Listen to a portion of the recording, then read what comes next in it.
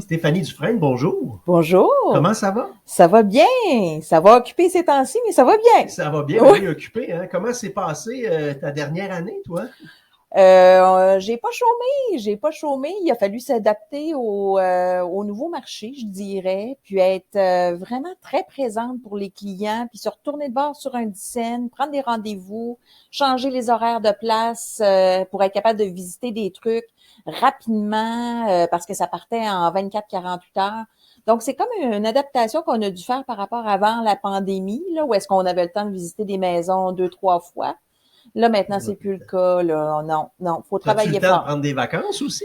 C'est pas facile. C'est un enjeu perpétuel. Quand je pars en vacances à l'extérieur du pays. Donc là, ben, avec la pandémie, encore une fois, ça a été plus difficile. J'ai réussi à partir une semaine. Mon C'est bon. conjoint m'a forcé à mettre mon cellulaire dans le safe C'est en important d'avoir voyage. un conjoint qui nous oblige à partir en voyage et fermer notre Ah oui, cellulaire, tout hein? à fait. Oui, oui, ben c'est aussi la santé mentale aussi pour le restant de la famille, Et là. voilà. Oui, alors ça fait vraiment du bien, ça. Ça faisait 2 ans. Ça faisait Oui, 2 ans sans vacances, t'étais dû, comme on dit. oui, tout à fait. Dis-moi, qu'est-ce qui t'a amené à l'immobilier, Stéphanie, toi? Je pense que j'ai toujours voulu en faire. J'ai toujours aimé la rénovation, le home staging, la déco en général. La maison en tant que telle, c'est vraiment quelque chose qui me fait vraiment triper depuis très longtemps. Je pense que j'ai toujours su que c'est ça que je voulais faire, mais j'attendais vraiment que mes enfants soient un petit peu plus vieux pour être capable d'embarquer dans ce projet-là, parce que devenir courtier, c'est un projet quasiment familial. Oui. Difficile, je trouvais que c'était difficile, en tout cas je parle pour moi, de faire ça à temps plein puis d'avoir des enfants en bas âge. Ouais. Quand j'ai vu que mes enfants étaient un petit peu plus autonomes, ben j'ai vraiment fait un changement de carrière pour être faire de l'immobilier, puis ça va chercher tous les aspects que j'aime. On a tellement de chapeaux en tant que courtier. C'est au-delà maintenant de tout ce qui est maison puis rénovation là. Ça va vraiment dans la transaction humaine aussi. On gère les humains. Je peux Les jouer. émotions. Oh oui, je peux jouer à l'avocate, à psychologue, tu sais, à la designer. On est vraiment là pour accompagner nos clients là de A à Z. Là. Quand tu étais arrivé en immobilier, tu faisais quoi avant, justement? Ben j'étais en hôtellerie. Alors, Oui. je suis une fille d'hôtellerie. J'ai passé plusieurs années à faire de l'hôtellerie. Puis les dernières jobs là, j'étais directrice vente marketing. J'ai fait presque tous les hôtels de la ville de Québec.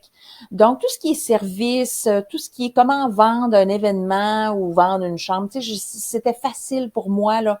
Fait que la transition fut quand même assez easy going pour C'est moi. facile Oui, pour oui, toi. tout Mais à fait. est-ce que tu as eu une surprise entre ce que tu pensais qu'allait être le métier de courtier et ce que c'est devenu?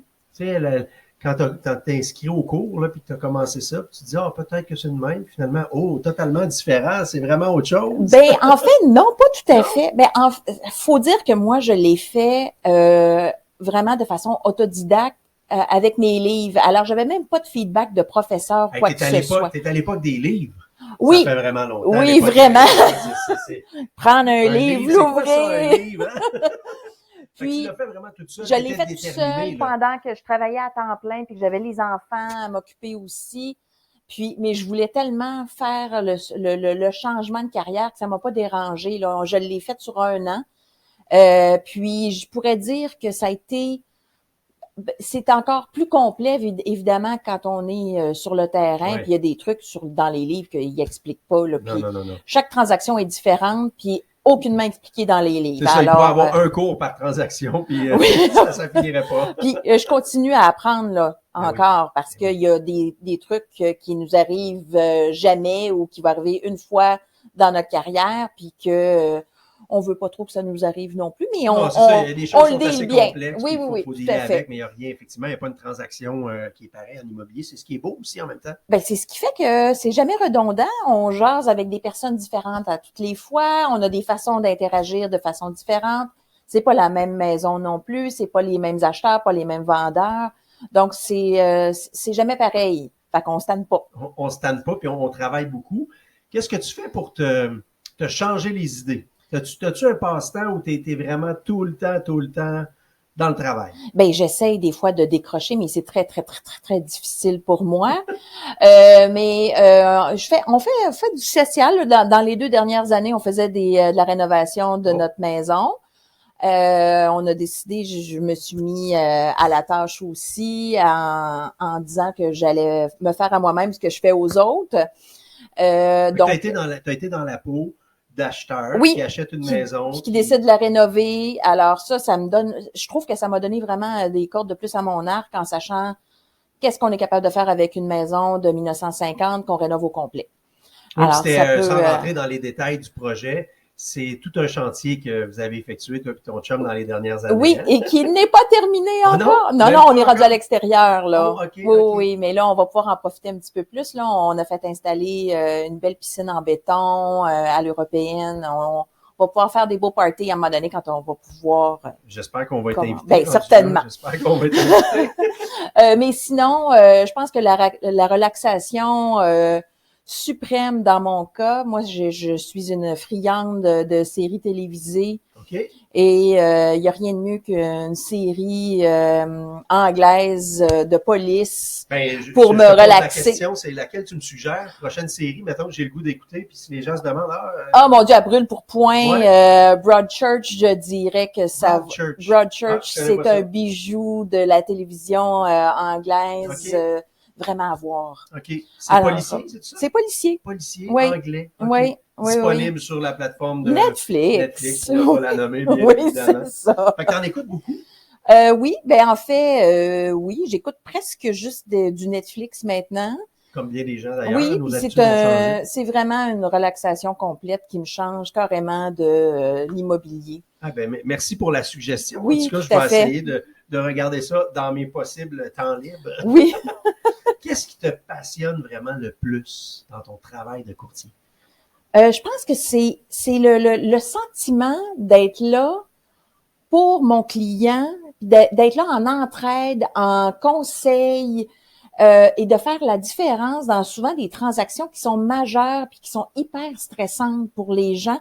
J'ai l'impression que je les aide à enlever une partie de ce stress-là. Mm-hmm. Puis moi, ça me remplit beaucoup. Pendant longtemps, je voulais vraiment être certaine de trouver quelque chose où est-ce que je pouvais faire la différence. Puis avec l'immobilier, je trouve que je fais la différence. J'ai des commentaires super positifs de mes clients, puis je pense que ça, c'est de l'or en barre pour moi, là. C'est quoi, justement, le plus beau compliment qu'on t'a fait dans toutes ces années-là? Ben, à quel point j'étais dédiée à mes clients. J'ai même une notaire qui m'a dit qu'elle avait jamais vu quelqu'un d'aussi attentionné et proactive et là pour ses clients. C'est des personnes âgées. C'est pour moi, j'ai peur que des fois ils se fassent avoir ou ils sont souvent, comme on a l'impression qu'ils sont pris un petit peu au dépourvu avec tout ce qui est Internet et toute la paperasse en ligne et tout. Alors, je les tiens vraiment par la main. Ça, c'est un des beaux compliments venant d'une personne professionnelle. Sinon, ben souvent, tu sais, je deviens comme une maman pour eux autres, là. Ben, oui. Effectivement, t'es probablement une très bonne maman pour tes clients. Ah oui, je les tiens par la main. Oui. S'il y en a qui veulent que je serre fort, je serre fort. S'il y en a qui veulent pas que je serre fort, je serre pas fort. Je m'adapte beaucoup à ma clientèle.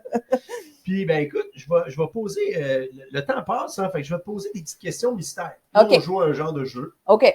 J'ai 10 questions, t'en choisis une au hasard. Ça se peut que ça n'ait aucun lien avec l'immobilier, mais on va parler de ça. Parfait. De 1 à 10, ton chiffre? 5. 5. Est-ce qu'il y a une symbolique? Non. Non, OK. Le chiffre 5, la question, c'est qu'est-ce qui distingue un bon courtier immobilier selon toi? Je pense que c'est dans sa disponibilité, dans son ouverture, dans sa diligence, dans la façon de faire les choses de bien. C'est ce qui fait, c'est ce qui va changer un petit peu. On n'est pas... je prends juste, moi, par exemple, tu sais, je suis pas une machine à saucisses d'immobilier. J'en fais pas 250 par année à donner un petit bout à chaque personne. Je suis là, je suis disponible. T'es entière. Je les accompagne, je suis transparente. J'essaie toujours de de travailler à ce que tous mes dossiers soient super top pour que quand ça arrive, là, que la transaction soit immaculée.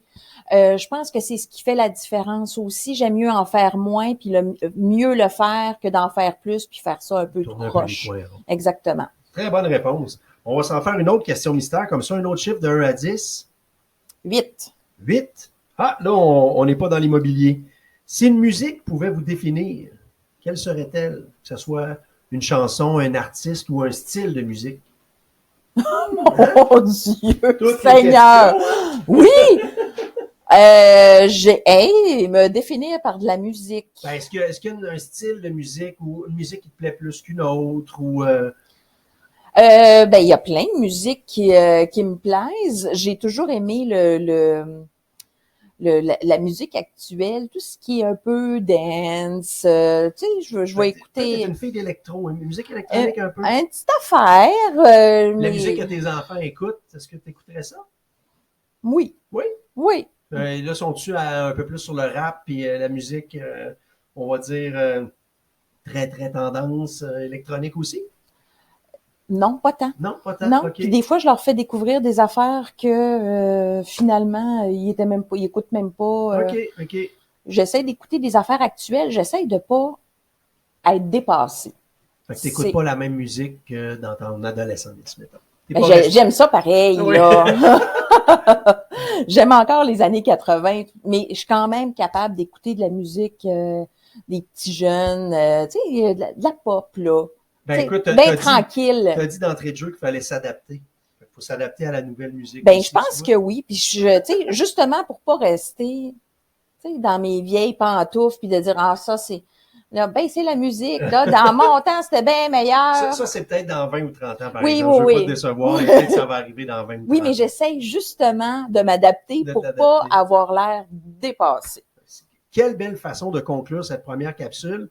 Comment tu as trouvé ta première expérience? Ça a très bien été en si bonne compagnie. Ah, t'es fine. Est-ce qu'on se donne un rendez-vous pour une deuxième capsule dans les prochaines semaines? Certainement, quand tu veux. Eh bien, merci d'avoir été là, Stéphanie. Merci, à bientôt.